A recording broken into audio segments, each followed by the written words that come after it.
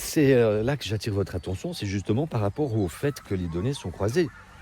Et en fait, elles le sont parce que nous donnons notre consentement à chaque fois. Et ça, c'est aussi un des piliers de la chaîne, c'est le consentement. Ils ne peuvent rien faire sans notre consentement et aussi sans tout nous montrer.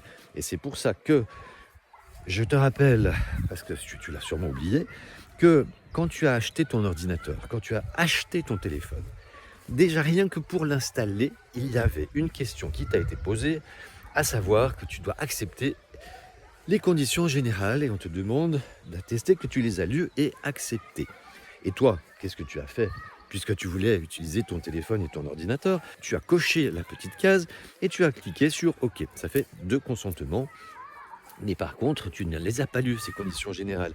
Mais je t'invite, une fois dans ta vie, à lire ne serait-ce qu'une page de ces conditions et tu verras que tout, absolument tout, est marqué de la façon dont tes données personnelles, justement, vont être utilisées, de quelle façon ta vie va être espionnée, il ne s'en cache même pas.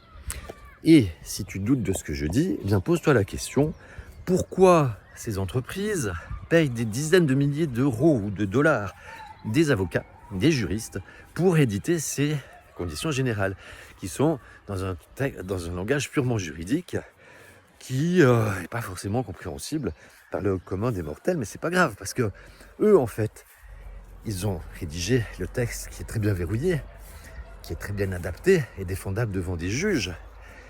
Et ils savent que toi, tu vas l'accepter.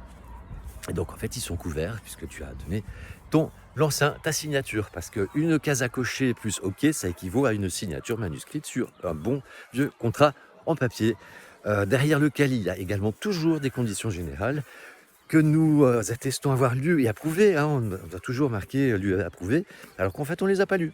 Ou alors en diagonale ou très peu.